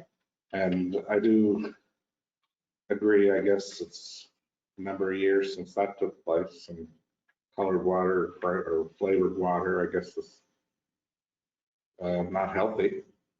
So maybe the deputy mayor would like to add that we don't have to permit them either. So I guess this may not reflect directly on the request that Deputy Mayor O'Coin is bringing forward, but I would just be curious as to what other municipalities may hold or may have active in terms of bottled water policy, because it sounds like there was a large amount of uptake in 2008 and 9. Yeah, so I mean, maybe that's something we can at least look at for next committee of the whole. Like if there is a kind of a policy, at least we can look at it, get some context. And if there is some wiggle room that we want to add in and around this global pandemic to build in a little bit of flexibility, at least that we have something to compare apples to apples. And maybe just put a pin in this conversation and continue the conversation at our next committee of the whole. Yes, Your Worship, if I may, just one thing that may help us here, may not. It may or may not, right? Just what I see Terry has put up there, but the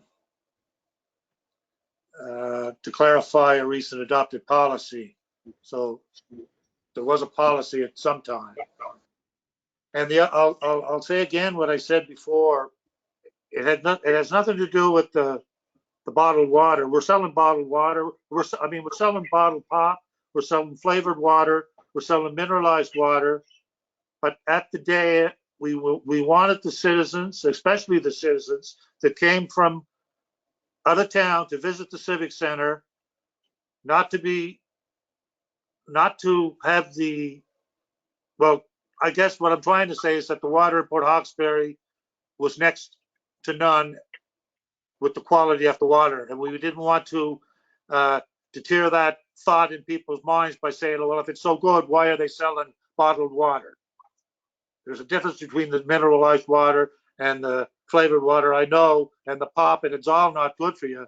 But that was one of the main thoughts, was to secure and let people know that the quality of the water in Port Hawkesbury was next to none. Thank you, Your Worship. Thank you. So kind of like a culture shift to, I guess, promote our town water. Yeah, that was the whole movement. Right. Exactly. Gotcha. As I take a drink.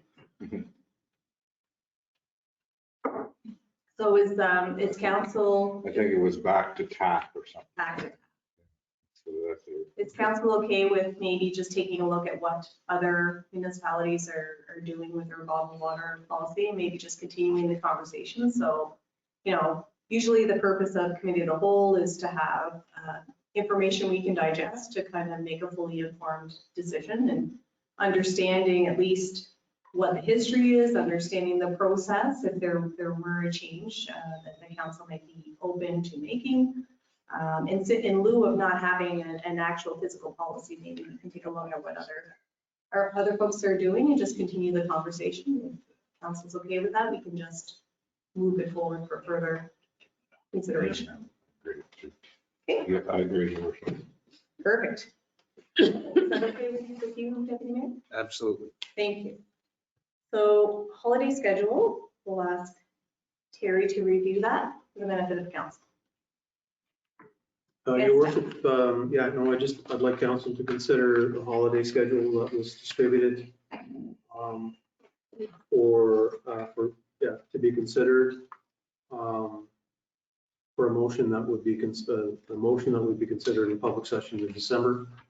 I can review very quickly. I guess we have our regular scheduled meeting December 7th, committee of whole December 21st.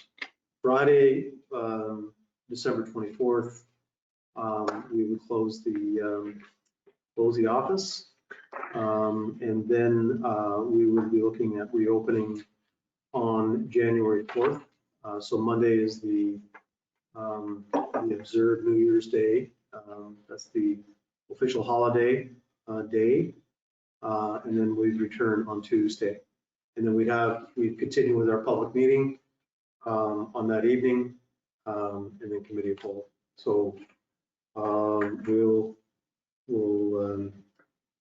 be able to move forward agendas for review and all of those and packages prior to us leaving on the 24th, and hold our regular meeting as scheduled on January 4th.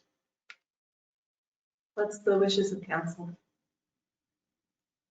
Agreed. I have some questions. Sure, go ahead. Through you, your worship, to Terry. I'm having a hard time with telling our employees that we're closed, you can't come to work, but you have to use vacation days. Is this general practice for all municipalities? Through you, your worship, it's general practice for all businesses that I know of. So if you are not working and it's not in accordance with the employee policy or terms of reference or collective agreement, then the only way to be off during that period of time is to take vacation unless you're sick. So that's common practice, not only in municipalities, but within employers that I'm aware of, both public and private. What we do say with employees, nobody will have to come in and work if they don't have vacation time saved up. So we make provisions for that. So there's all kinds of opportunity, especially with us, to work extra hours to gain that time, and there's a number of ways to treat that. And so we ensure, and that's a question that's asked by council every year as well, Yeah, it is. by other members of council. Every year. So yes, no one's left behind. We ensure that everyone's able to take that time off without loss of pay. Okay. And this is office staff, so there are staff that will, we keep the Civic Center running. Yep. We work, Public Works continues to work, and they observe their holidays. We have some events They're that required to occur. be called in. Staff, if office staff are required to call in, we come in. So that type of thing, but it's closing of the offices, really. Through you, your worship. Sure. The 29th, 30th, and 31st are the 3 days between Christmas and New Year's. So the Civic Center is open. We It would would just have, be the municipal ones. no, like the gym is open. Probably. So we have cleaning staff here. And your works department are working. Sure. Yeah, so it's the office. So we It's the continue to keep the building open, and we continue to keep services running. So our operations staff, which is Public Works and operations, so water and sewer, plus Roxbury Civic Center staff and arena staff are working.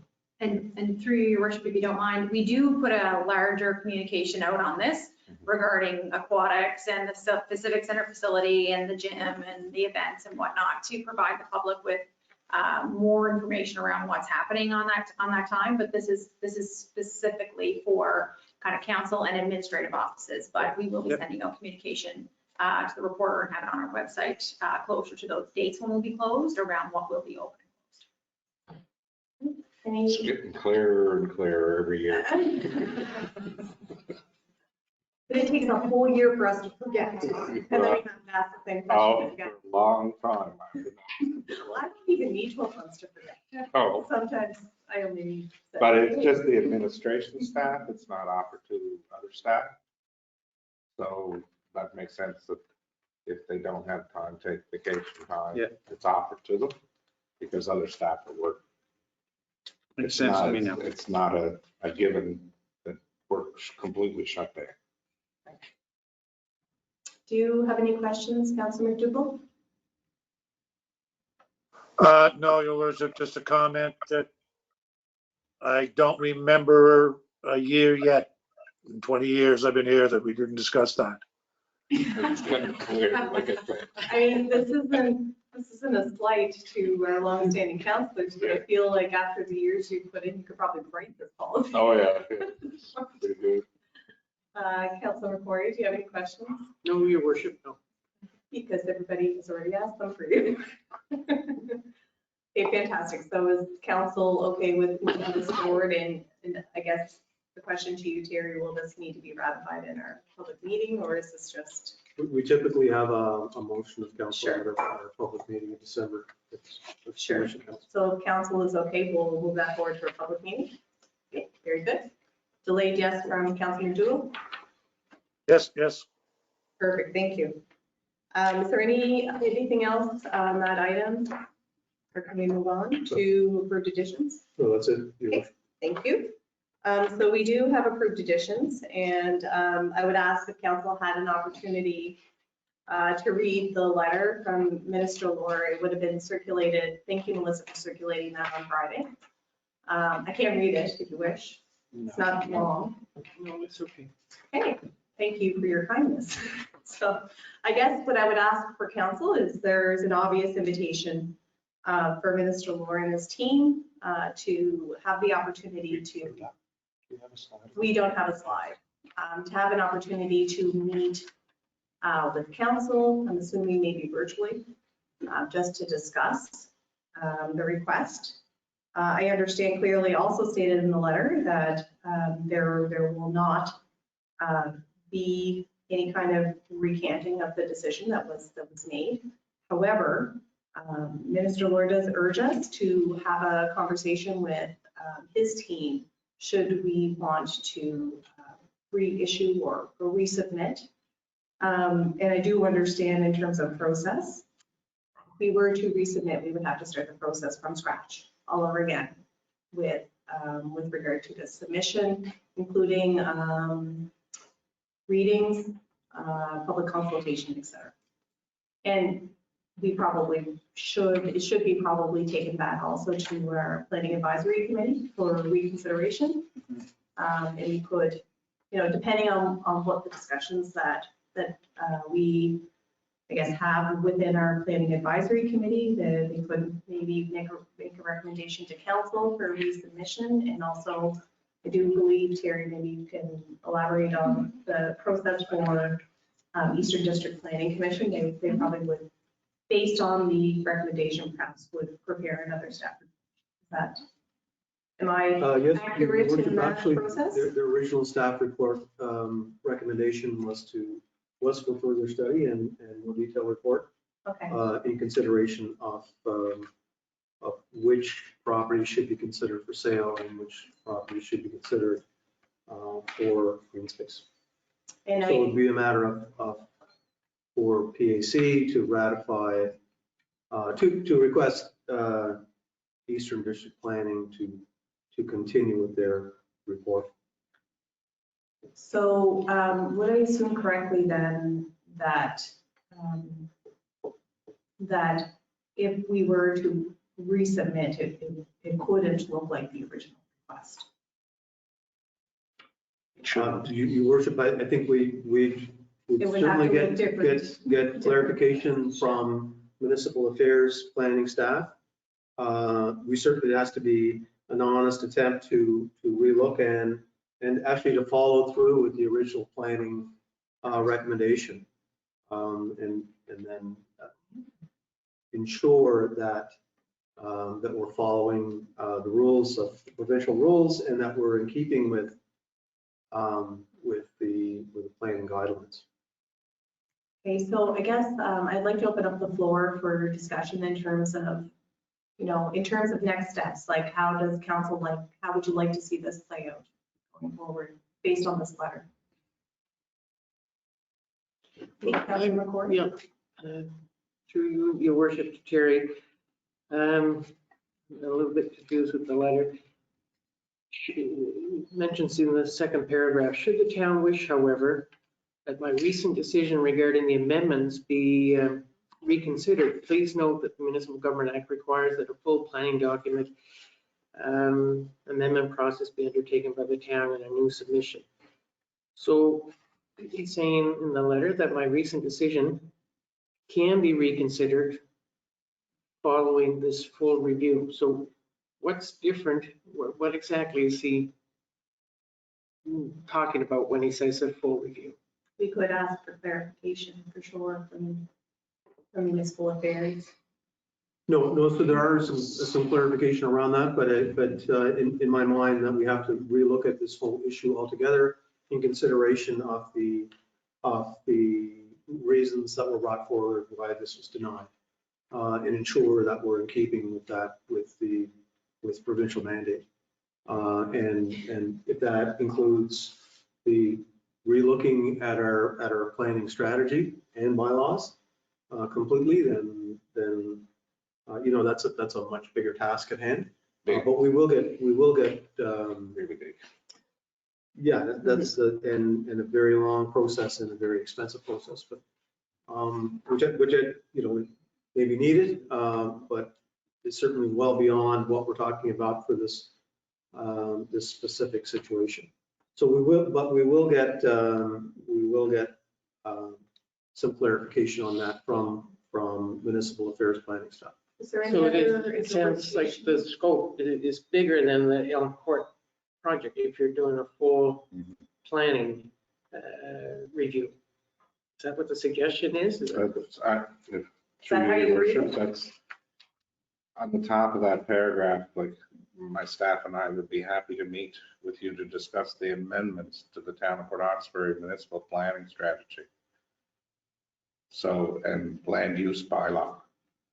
So in order for him, the minister, to rescind his decision, I think he's looking for amendments to our planning strategy and our land use bylaws. So it would be expensive and in depth to go through all. The bylaw, I guess, wouldn't be as bad as the planning strategy, like. We've recently updated that, I believe, in 2015. Was Yeah. it? I think, like a bylaw can be updated, you know, it just goes through the readings our and stuff, planning but the strategy. planning strategy, and as Councillor McCory said, it's a wider scope of the use of land, like if it's R1 residential, R2 residential, R3, and you'd have to go through the probably steps for the whole town. So we've had a number of amendments to both the planning strategy and the bylaw, even within the last 5 years. So we had a major one around Like the mixed Reed use Street on Reed Street. and correct, mixed yeah. use, so, and we've had a number of others. The Elm Court change was an amendment to that bylaw as well. So the actual, like what other towns and we're seeing in our neighboring municipalities where planning strategies are actually being prepared for the first time for areas of municipalities and renewed is a very long and involved and expensive process. But with respect to the letter itself and that statement, whether we're talking about an amendment that we've seen that we've already completed a number of times, or is this a large scale rewriting of those documents?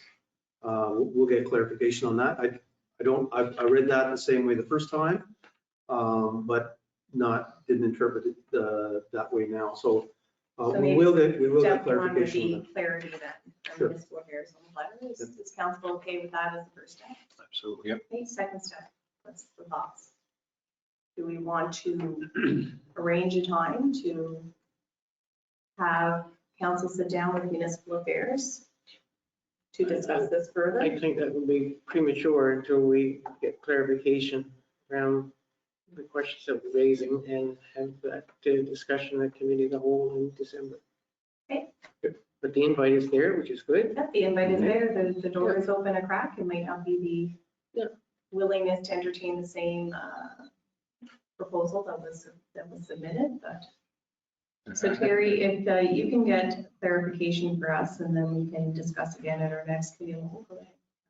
Yes, your worship, too. I think too, it's the times. like housing shortages and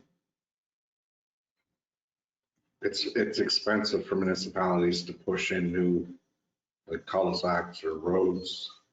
And through the municipal act, and the minister probably looked at it the same way, is that's all service property. And for the town of Port Hawkesbury to have an influx of people that want to build, and then all of a sudden we have to push in a new road. And we have lots there.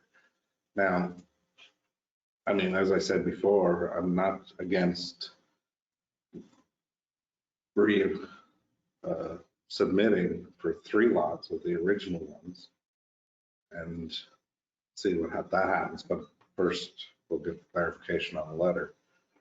And not to leave the residents out there without a green space, because the original was 2005 or whatever it was for that. Those 3 spaces were because they were deemed a big issue that we turned them over to green space.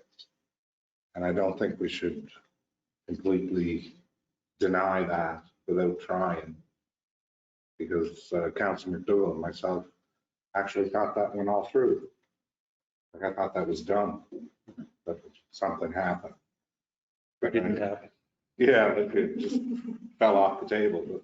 But I do agree with getting clarification on the letter and what was needed.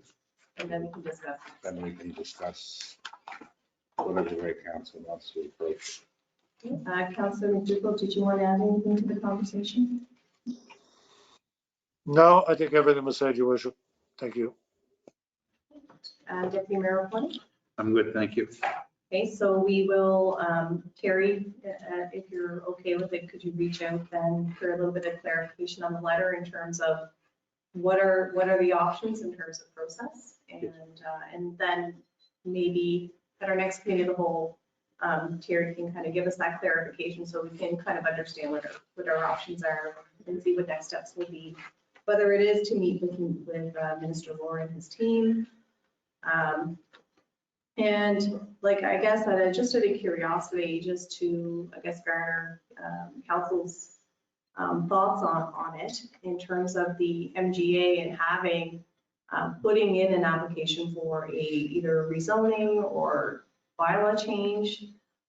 What's your thoughts on the process where, you know, there's seems to be no wiggle room for, I guess, just to be able to like get more information or have like a two-way conversation before a decision is made. So it doesn't seem like there's any appeal process built into the MGA. So I wonder maybe if there is an opportunity to talk to municipal affairs about, you know, is there a better way where, you know, there is that application put forward, you know, to have like maybe a threshold of time where we could talk it through, an opportunity to have a sober second thought for all parties involved before a decision is made unequivocally, because without an appeal process, it really does put council back to square one and right back to the drawing board with all of the work that's been done kind of thrown to the wayside. So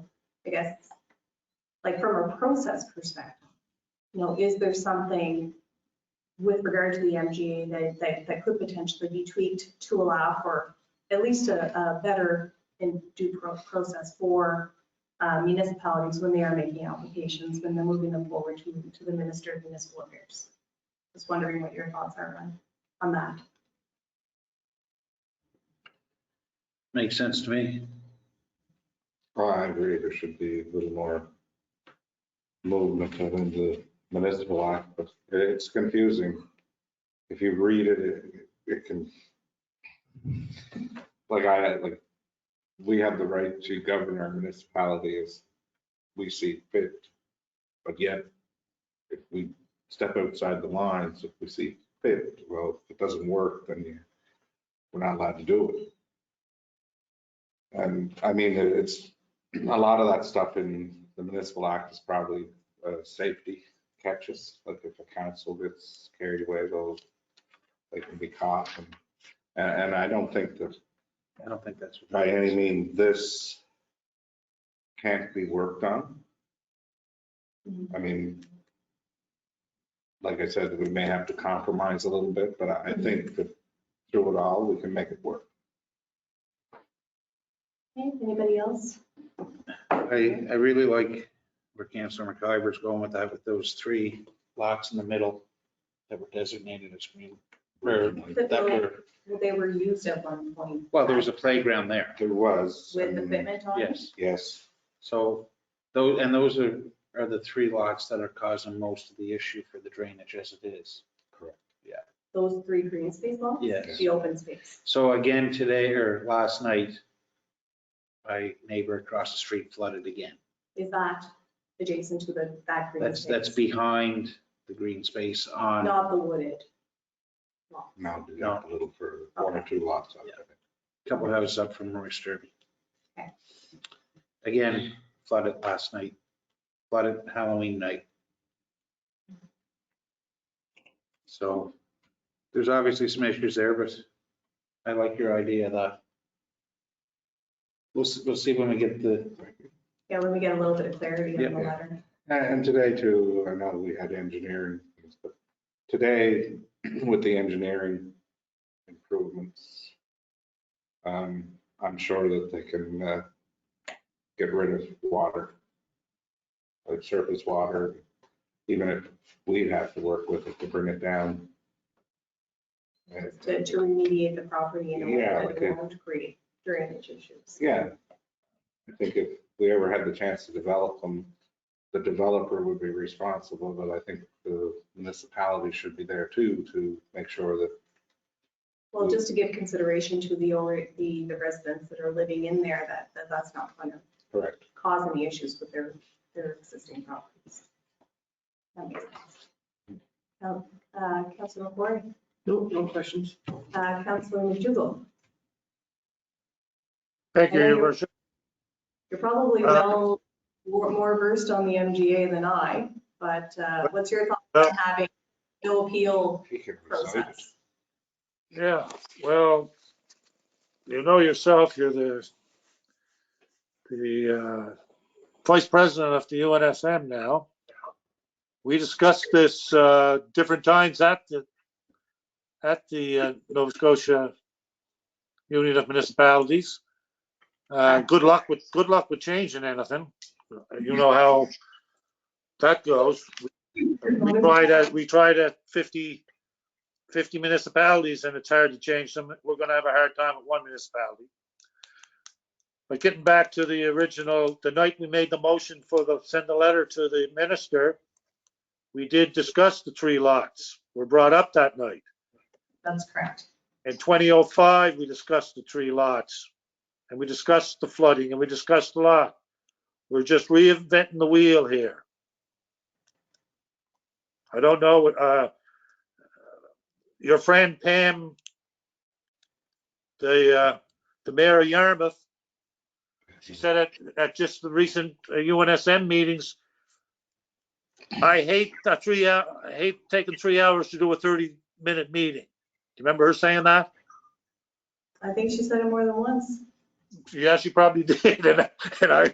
Yeah. But anyway, my point is, we're going around circles here. Thank you. So you take the long way around the block to tell me I'm talking too much, Huey?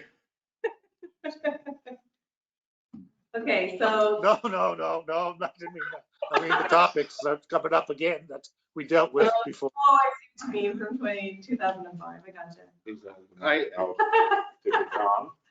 I agree with you, Councillor McDougall, but if it had been done right the first time, we wouldn't be talking about it tonight. I don't know if you heard that. Oh, I heard it. It was done right the first time. Don't worry. It's gonna be done the same way again. I think that Let's move was, I don't know, was that a point of order, Councillor McDougall? Should they call a point of order on that comment? Oh, you're good. You're good.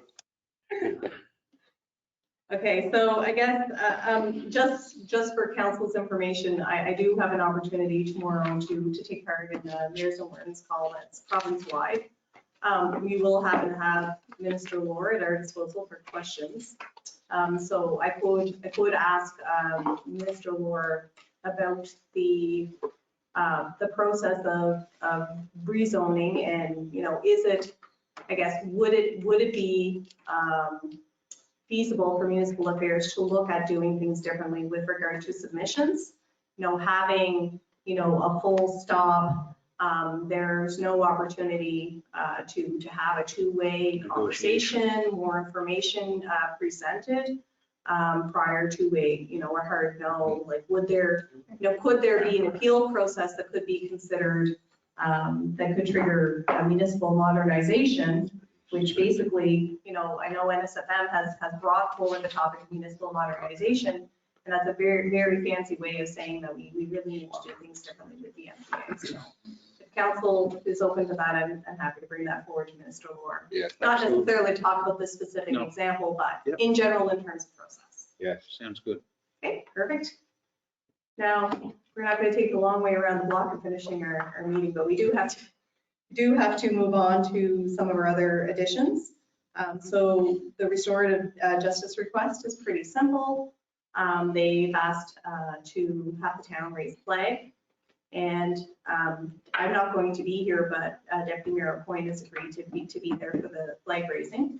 And I would ask council if you are open to that flag raising, if it's okay to move that forward to a public meeting for ratification. Yes. And I guess then Yes. tentatively give approval today. Yes. Mhm. Yes, sure.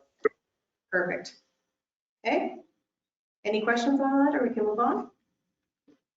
Okay, so NSCC HEO class. I will hand these over to Councillor. I should have did this Okay. first because it's quite lengthy. So,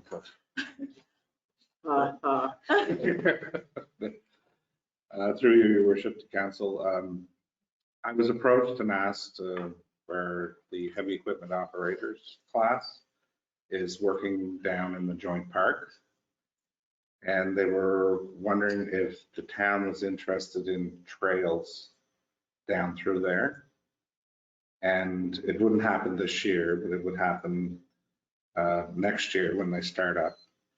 And what they'd asked was, like, they have all the equipment, and if the town would rent a mulcher for the excavator or something, if they could do the sides of the roads, and they could make trails in, and then they'd use the dozers and everything to level them off, any high points and stuff like that.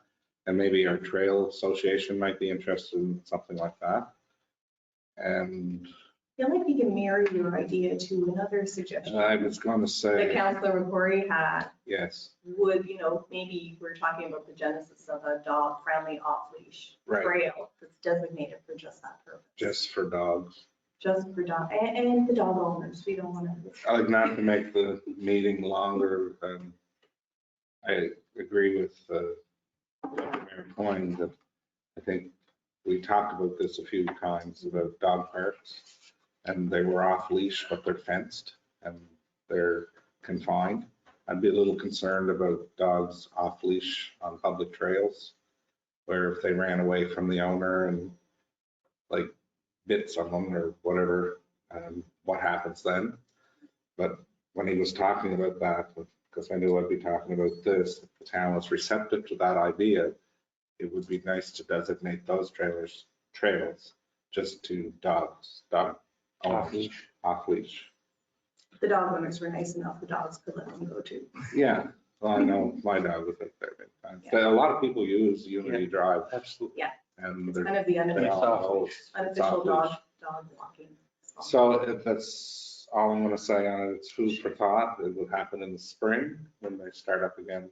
They're finishing their 10-week Would, I course. guess, would it make sense maybe if we could kind of get you and the deputy mayor maybe to kind of put your heads together and put that to the Parks and Rec Committee, just as an idea, and perhaps include the Trails Association in that conversation. Now, maybe it's not a dog park, but it is something that could, you know, could technically be used for dogs and dog owners. So Maybe just a couple of things. So I think, our concept of dog park, and we've talked about this a little bit, maybe a little more restrictive than actually larger municipalities that hold them. And as Councillor McQuarrie had mentioned, there's a number of trails in HRM and in all major cities where that's just the case. So they're dog friendly, they're off leash, they don't require fencing. It's quite a natural thing to happen. There's parks, there's any number of areas that can occur. But just a consideration for Unity Drive. At some point in time, I know it's been a very long time, decades, but we do want to develop that property for industrial use. And creating trails, we would have to ensure that there's a balance here. And it's a shared resource. So anything that we decide there has to be an agreement with the municipality and county of Richmond. So when that occurs, if we solidify this, then that has to go forward to Richmond County, just like when the HEO class was given authority to use property service. They're doing quite a job of that. Yes.